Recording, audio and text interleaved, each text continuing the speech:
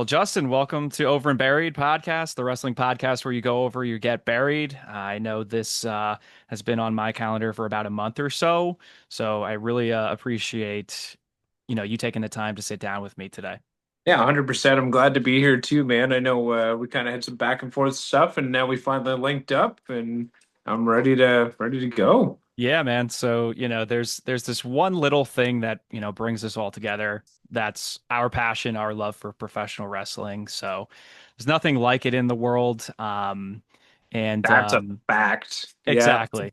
And two people that come from, different areas of the world, have this one common thing that bonds them. And there's nothing like our community, So, Yeah. excited that, you and I linked up and we're doing this today. So, And I mean, like you said the word community, man. Like ever since we bought the wrestling promotion back in January, we've been meeting a pile of community members. yeah. Yeah, Yeah. that's what it's all about. It's about, meeting people, Yeah, putting smiles on people's networking, faces. sharing with like-minded people, like sharing stories of your favorites and like Yeah. what you're looking forward to. It's fun. Yeah, yeah, for sure. Yeah, so Justin, I just wanted to learn a little bit more about Island Pro Wrestling and also yourself as well. Um, so I guess to start, what was your first experience with wrestling?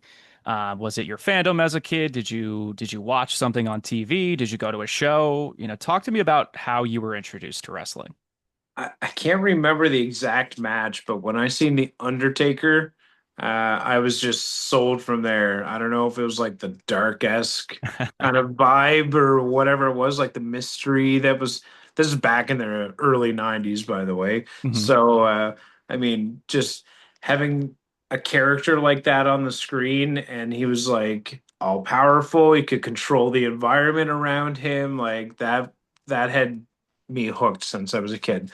Um, Yeah. but but the saga that really got me into passionately being a wrestling fan was the introduction of Kane. Um, Yes. and I mean, big shout out to Paul Bearer, the way he cried and like the way he spoke about the Undertaker's brothers coming and like Yeah. just the build up to that. It was like so powerful as a young kid.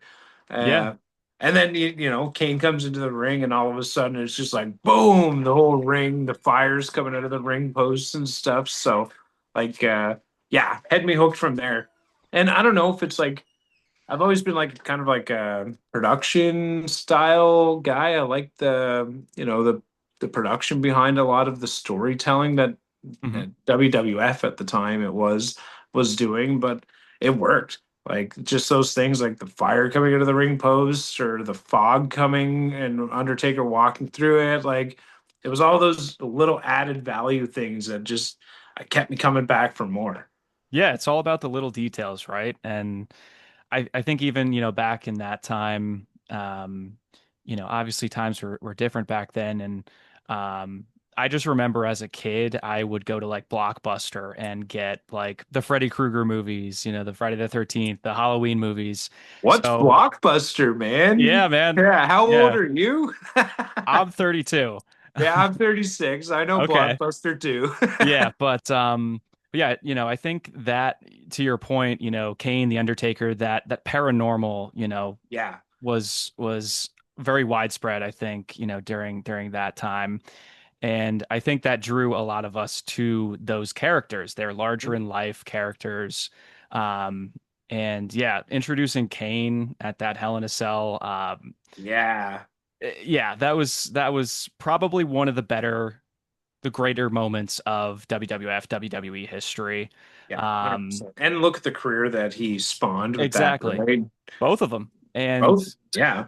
you could argue too, that's one of the greater angles that they, had running for 2 decades. Yeah. Plus, people, I think Undertaker still gets those questions of, hey, is Kane your brother? Kane gets this, Yeah, hey, is exactly. Undertaker Like your brother? people were So so into it. They're just like, they must be brothers. They're exactly. both monstrous men. They must be Yeah, brothers. yeah.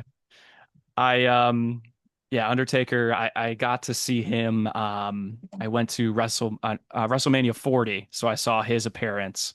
As you can see up there, I got the poster Awesome. in Yeah. Philly, and the first time I saw Taker was at the Raw 35 at I think it was at MSG, where he came out as the American Badass and confronted LA Knight, and that was Keep rolling, rolling, rolling, yeah, rolling. yeah, Yeah. I and love it. yeah, and then he had that in ring segment there too with Bray Wyatt, before his tragic passing, and he was really passing the torch for him to take on the mantle of that paranormal character. He definitely was like, and it was a shame like we didn't get to see more of that. Yeah, yeah, yeah. But yeah, that's awesome, man. So, you had mentioned you purchased IPW back in January. Yeah. So how, what made you get into the business side of things?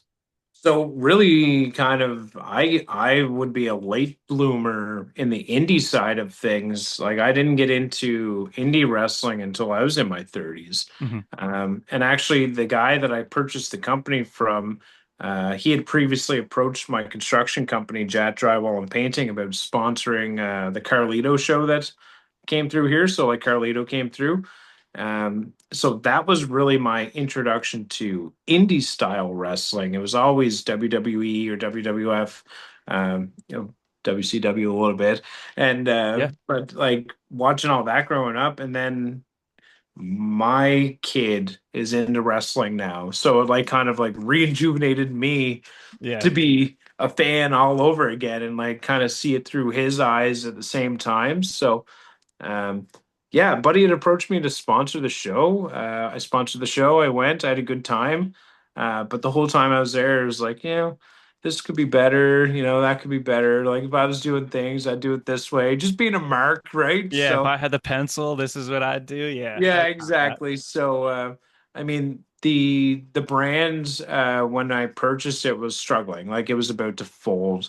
Okay. So it was there was some brand damage. There was a lot of like missteps along the way with the previous owner. He was more of a fan than he was a businessman. Hmm. So when we took it over, we had to do a whole rebrand. We had to do a whole relaunch. It was pretty much like it was actually probably harder than starting my own new promotion, just because of the backlog of items that weren't taken care of, and just like different little things like that. Sure. It probably would have been easier to start a brand new promotion, but there was fans here. There was an established fan base. I thought it Okay. was important for them and the community here to kind of continue running the same brand that was being run. So I bought it in January. I think it was on the 2nd of January, like right after New Year's. Okay. And I called my best buddy Chris. He's also on our board of directors. And I was like, man, you want to buy a fucking wrestling company or what? And he was just like, I'm in. So Yeah. we bought it. We got all the gear and stuff with the purchase. But for Chris, he's living in Western Canada out in Alberta, and I'm in Eastern Canada Mhm. where the brand is. So we said to do this appropriately, we need to shop around some ownership. So we sold off some ownership of the company and built a board of directors and just made a promise: fun first. We're doing Sure. this for fun first. Yeah. So Yeah, for uh, sure. now we got a bunch of great minds at the table, and we don't have to pump full time into this and still have fun. Like it's not taking away the fun, I guess is what I'm getting at. Everybody's able to bounce the ideas off each other, and we got like Yeah. a really good group. Yeah, for sure. Awesome. That's Yeah, quite the story. It's funny how things just transpired, one after the other. yeah, it Um, just kind of snowballed like that. exactly. So you said, your promotion is about fun first. So I guess what type of fan do you cater to? Um, and Good what question. I guess is what makes IPW more unique than, maybe some other independent wrestling promotion? Super good question, because that's been asked to me a lot, is like, who are you selling to, right? But with a board of directors, we have people on the board of directors that want that old school, easy to digest wrestling. And then we have board members that are like, let's do a damn death match, right? So we kind of fall somewhere in between in that kind of like attitude era where it's like rough and tough, a little edgy, but you can still take the kids down to the show. Yeah, We're not doing anything crazy like a bunch of blood and like light bulb matches or anything like that. But still we'll do the TLCs. Like there was an event on the last one there, like one of the talents. We don't call them wrestlers, we call them talents because we ask more than just wrestling at this promotion. We want people to be doing their promos. We want people to be making sure they're on spots and stuff. So we kind of started calling them talent instead of sure, wrestlers. sure. Um, but yeah, we just started kind of going down that path, and I find we're like falling right into that attitude-esque era. So I would say that for now, but it's like ever evolving. We're bouncing ideas off each other, and you know, whoever votes it in, right? It's a Yeah, board of directors, and there's seven of us, so there's always like that odd man out to make that decision. So yeah. Yeah, yeah, that's great. And I guess let's say I'm looking to start a promotion myself, or in your case, acquiring a independent wrestling promotion, what's that total investment look like? I'm sure, some people are just starting from scratch. They're, taking their own money. They could be financing it with other investors. What's that total startup cost like? it's it depends on what you're trying to produce. Okay. I guess kind of like going back to one of the questions that you had asked there about like what kind of we stand out like or whatever, what we put into it. We're a very production heavy promotion. Mhm. We got pyro, we got smoke geysers, we got four different camera angles. We're streaming it on Twitch. We got a Patreon now for all the dark matches and stuff like that. So like we put a lot of back end work into the promotion. Mhm. Maybe something we do that's different than other promotions too is we don't rely on the talent to do like the ring setup and ring teardown. We have a whole ring crew. Um, so I mean, we want to offer a place that the talent can just come, focus on their match, hit their points on the script. Kind of make sure to be in this X spot here to get Yeah, that glamour shot, all that sort of stuff. It's really weird. Like we're kind of writing a TV show at this point, and like that would be something that we've really pushed. So it's hard for me to say exactly what it would take to start a promotion. Like you could start a promotion in your backyard. sure. You got a sound system and a wrestling ring, and away you go. Yeah. But we wanted to elevate the fan experience. We wanted to bring it to a higher level than we've seen around the Maritimes here, anyways.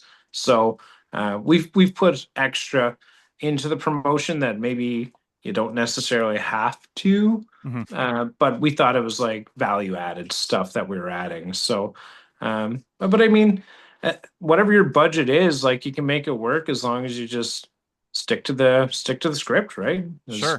keep pushing forward. Yeah. So it sounds like everybody's kind of focusing on, what their craft is, Yeah. from, like you said, the talent standpoint to the booking, I'm sure, to your production team. It sounds like you even, have pyro and things like that. So, Yeah. um, you Oh, it was so fun at our first event whenever we took over the company. Like obviously we called the show Takeover. But whenever we were there, all the guys were in the wrestling ring doing some warm-ups and stuff like that. And the production team did a test of the pyro and it was like took us off and like all the guys just stopped. They're like, we got pyro, man. Like because a lot of those guys have never been in that situation. It's usually you walk through the cloth, you have your music playing, you go to the ring, right? But this is a different stage. Like the stage that we have, you come out, you take your 3 seconds to embrace the environment, showcase who you are. We Mhm. got the cameras going around, we got the pyro going off. Like we want to make it feel like everybody dreamed as a kid of walking through the curtain. Yeah, like you're immersed in that Yeah. type of setting. Yeah, for sure. And like I'm sure you played some of the SmackDown versus Raw games Oh and yeah. stuff like that, right? So Like you just spend hours there on your like entrance Yep. and making sure all the lights were cool and the costumes was good. Like that's what I like about it is like you get that pop from the crowds whenever you come through the curtain. That's your moment, right? Yeah, yeah, for sure. Yeah, And I like that you mentioned, these folks aren't just wrestlers, they're talents. And that's actually 100%. what I have noted here in my next question, who are, if I'm going to YouTube today, who are your main event talents? Who are the pillars to your promotion? Who should I be going to check in and watch some of their matches, some of their promos? I see August Artois on your account. I see Fantana, Big LG, Ghost, Zane Valentine. So, who Yeah. are some of those main talents that, if I am just tuning into IPW for the first time, who should I be looking for?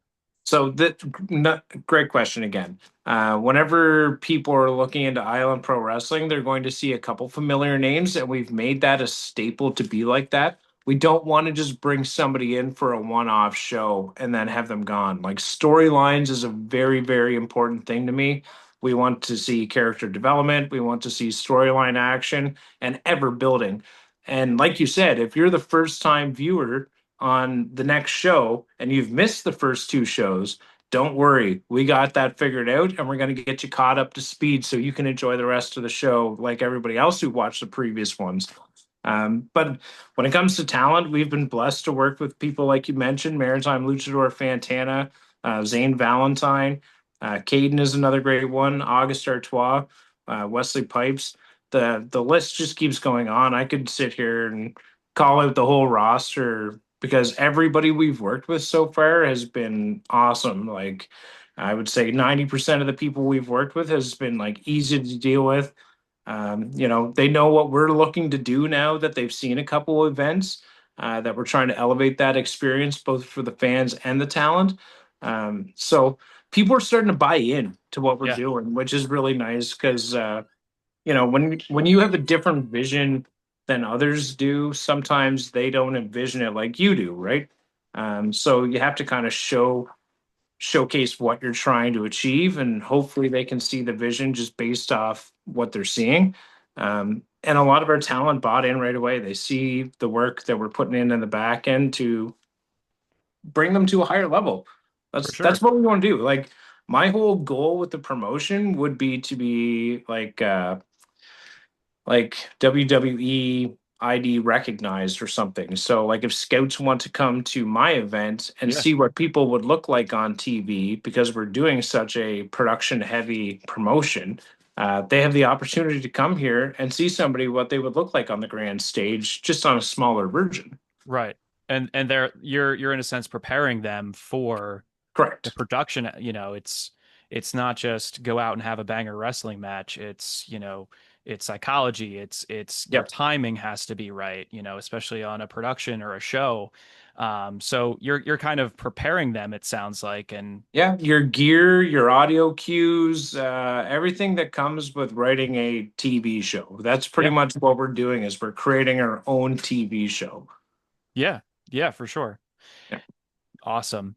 Um, I have also seen that you've, booked some talent, Caribbean Cool Carlito, you've had Eric Redbeard Yep. on your shows here at IPW. And, one of the great minds of the industry, Dusty Rhodes, said that, booking ain't easy. So could you describe the process of booking talent for shows or just signing talent to your promotion? Hey man, are you available to do this show? Yeah, man, I'm available. Sounds good. What's your PO? This is my PO. Where are you flying out of? This is where I'm flying out of. Where do you want to stay? At a hotel. Like it's different for everybody, but that's kind of like the general gist of it. A lot of these talent, they're people, man. They put their Yeah. pants on the same way I put my pants on, for the most part. But you approach them as people and just ask about availability. Maybe you send them a couple links to things that we've done in the past so we can kind of showcase, hey, this is what we have going on here. There's a lot of talent too that I have the discussion with them saying, with our promotion, we require at least two promos. We want at least two promos from you guys because if I'm going to be investing in promoting you, you got to give me some material so I can promote you appropriately. Whether that's, you know, I'm excited to come there, or building into the storyline stuff. We're building a Yeah. segment. Like even some of the promos are they're not really promos. They're almost like movie trailers sometimes, where you're 2 or 3 minutes into a video explaining all this character build up. I mean, nowadays everybody's got TikTok brain and they want that 30 seconds to a minute video and then move on to the next one. But we're finding, just based off like our analytics, that people are staying for the story. We're Yeah. seeing people stay until the end of the video. We're seeing people, get to those high point climax points in the videos and stuff like that before dropping off. So, uh, that's one thing we've been trying to do too, is a lot of data analysts. Like, since we bought the promotion, I think we're like, I don't know, 1.5 million views on Facebook now or something Wow. like that. So like, the word is getting out there. We're building that network, we're building that community, and we're engaging them with these storylines and keeping fresh faces coming in to join the storylines moving forward. Like as I Yeah. said, we don't want to book a one-off guy. It happens here and there, but like for the most part, it's we want to invest in somebody who's going to be into the storyline. Yeah. Based off of the direction that your promotion is going, if you were to bring in somebody for a one-off, to get your talent over, who would you be looking to bring in? So it was so funny. Like people thought that that's what we were doing with August Artois. And we had a championship tournament that he came and he won his round. So he's coming back here in September. So like I don't know what it is like writing things. I just like to hear the fans groan sometimes. But like he went over and everybody gave that groan, like, oh my God, I can't believe this guy won. Yeah. Um, but like somebody to bring in as a one-off, like I'd love to have Matt Cardona. It'd be fantastic to have him come in. I know he's really invested in everything he does, so it would be a really good partnership because we're really invested in everything we do. Um, and I mean, we were speaking to Carlito, but we'll leave him for the time being. So he's already like a IPW alumni, kind of like you mentioned with Redbeard and stuff too. Fandango, Chris Masters, JTG. Like we've had quite a few names Excellent. come through here. Um, and I'd like to continue that, is to bring in a couple names, but we want to be working with people who are investing in us too. Yeah. So like the Matt Cardonas, you'll get him for the one-off, right? But he's a busy man. He's got his fingers in so many Does. different pots, right? So it's not like you're going to be able to have him like as a return all the time. So, Yeah. but it would be super cool to have him come and join our show, or even Shotzi too. Shotzi would be cool right now. She's hot on the indie circuit with the indie god thing going on. Yep. Like, um, I will see her the end of the month, in Charlotte. So oh, cool, man. I will see her at a show. And yeah, Cardona, he's figured it out, Yeah. these last, what, 5 years. But yeah, he's always ready. So I'm Yeah, sure, he's like, he's I'm good booked. to And I go. was like, what about Zack Ryder? Awesome. Um, I guess, what do you attribute the success of indie wrestling to? We're in that like Success factors. revival era right now. I don't know if it was COVID or if it was like them launching on Netflix with the mainstream stuff, but there's definitely like a resurgence in wrestling right now, Mhm. and maybe it's like an age thing, like my kid is 10 years old now. He's into wrestling, so it's like now. I was into wrestling as a kid, and all these dads and their kids are Yeah. or whatever, getting back into it for good old times, or I'm not sure, but we're definitely living in a like a rejuvenation era for sure. Yeah, it's definitely, I think, the nostalgia kick for some. It could be, you know, they have kids of their own. I know for me personally, I took a break during like high school, and then Yep. for whatever reason after college, I was just like, hey, I'm gonna watch a WrestleMania, and that Mhm. was, almost 10 years ago now. So, um, been hooked ever since, and it's almost like, I haven't, left watching it. So. it's got its claws back in you. Yeah, Yeah. yeah, yeah, for sure. But yeah, And maybe even the changing of the guard too. We're in the Triple H era now. Vince McMahon is out. There was a lot of a lot of turmoil and stuff there come his departure. So that made a lot of news. And, people hear, oh, Vince McMahon, then they just start thinking wrestling all over again. So I don't know. There's a whole bunch of different factors there that I think kind of all come together to, I don't know, leave us where we're at now with wrestling. yeah, yeah, for sure. And obviously, I'm not from Canada, so what's the independent scene like in Canada? I've obviously heard of Stampede, with Yep. the Hart family, having their resurgence in what 99, and then they ceased operations in 2007, 2008, I believe. And then I've seen more recently Scott D'Amore, formerly Yep. of TNA, finding Maple Maple Leaf Leaf Pro Pro. Wrestling. So, Yeah. so what's the scene like, um, north of the border, and do you do any sort of cross promotional things as well? So the easy answer is no. We haven't done any cross promotional things yet. We're moving on to our fourth event here in September. And we actually have Legend No Class Bobby Bass in attendance for that one. There's a big battle for the name of No Class up here in the Maritimes. There was another wrestling manager going around using the name No Class. So that became a bit of a hot topic. So we said, you know Mhm. what, the hell with it. We're just going to get them under the same roof and get them to settle it in front of the audience. So when do you usually post these?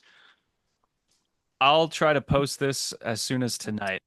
Okay, so even having Stampede Wrestling, NCG's another good one, Maple Leaf with Scott Moore and stuff. We're seeing that resurgence, and a lot of people are coming out to support a lot of these promotions now. In our neck of the woods, uh, there's quite a few promotions in the Maritimes, like the eastern part of Canada. I'd say there's Sure, probably 20, 22 promotions. Um, but I find everybody is they're all experiencing the same thing. They're seeing the resurgence of wrestling. So they're getting more audience members, they're getting more talents, they're getting more promotions because there's now a hungry market for it. So everybody's starting to kind of feed the market. sure, Yeah. yeah, yeah, awesome. And I did see that you had a show just last week, I believe, on July the 12th, the Yeah, that was IPW nuts, Summer man. Pop-Up. Yeah. So that was literally a pop up. Long story short, we got the call 4 days before that show happened, and they're like, hey, can you do a show? And we're like, yes, we can. So, huge shout out to all the talent that participated in that event for taking a short notice booking and still offering a high class product to a bunch of new fans. There was a lot of people at that event that hadn't experienced either wrestling before or wrestling the way we're doing it before. Mhm. So, having them kind of come in and experience all of that and showcase, especially on a short notice, that we can have fun. And that's what it is, man. I said it at the start of our interview, fun first. Like the only way we were going to do it is if it was going to be fun. And I Yeah, mean, we're doing a wrestling show at a carnival. Like, people were swarmed around everywhere and stuff like that. Like, it was fun. It was so hot though. Like we're going through a heat wave and it's like so hot. Like you could barely touch the wrestling ring. It was that hot. So yeah. Awesome. Yeah, and I do see you had mentioned it a couple of times. September 6th, 2025, you have Island Pro Wrestling Game Over. it's a huge Looks like you show have for a us. tournament to determine a new world heavyweight champion of the big green and gold. Is that correct? Yep, that's right. So we're crowning the very first new era heavyweight champion. And we did it over the course of a tournament that we did over two events. I felt that it was important to make sure that it wasn't like, okay, now that we own the company, here's a title. go defend it or whatever. We wanted to make sure people were working to have that title mean something. Hmm. So we did it over the course of two events. Like I was saying, August Artois came up and participated in that, and he'll be coming back for round two. But we'll be crowning a new heavyweight champion that night. We'll be having women's matches that night. We also have a mid card title called the Prince Edward Island belt. That'll be defended or challenged for that night as well. It's a heavy stack card, and after the last event and the attendance and the viewership, because we also stream our events online for our fans as well. We had you know over 2,600 people view the product live. Wow, Like, yeah, blew my mind. It's like, it's excellent. and just meeting people like yourself, going around doing podcasts and like, showcasing that we're doing something different and people can tune in and watch and enjoy themselves. Like, it's got to be fun first, like I said. So the more the merrier. I was happy to see the attendance online was like Yeah. very high. And now, like, I don't know, I'm not putting a cap on it. I just want to see where this thing goes. So, Yeah, for sure.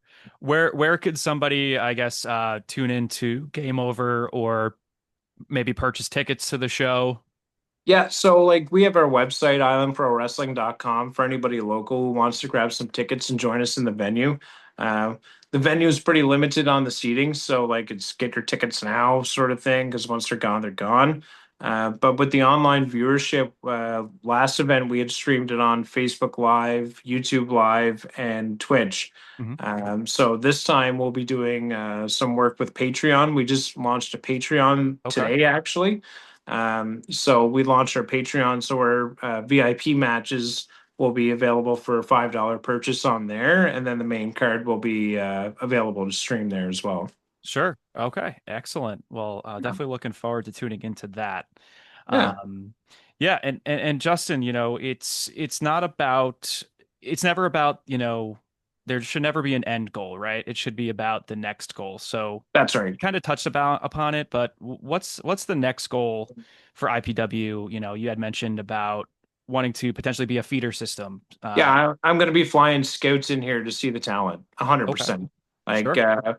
even on our last event, we know there was scouts watching on Twitch. Sure. We've heard from them. Some of the talents have heard from them. So I mean, there's people keeping an eye on what we're doing already because I think they like that aspect of seeing somebody on a highly productive stage before bringing them in to see the next level. So my next goal is to just offer the talent and the fans the best possible stage that we can and showcase them to the highest ability that we have to offer. Yeah. Awesome. Excellent. And we can't mention Canada without mentioning hockey. So I got to Yeah, ask you, who's your hockey team? I'm a Pittsburgh Penguins fan, No man. way. Yeah. Me too. So, You can I probably see mean, the Sidney Sid the Crosby. Kid is from Nova Scotia, pretty close to us, but my favorite player was always Gino Malkin. So, Yes. uh, yeah, I've been a longtime Pens fan, and it was great, probably, 9 years ago when we were doing a whole bunch of cup work there, but Yeah. Now now we're in it's that weird now the stage. team So, isn't doing so hot, but I wouldn't have guessed that, to be honest. But I'm a Penguins fan myself.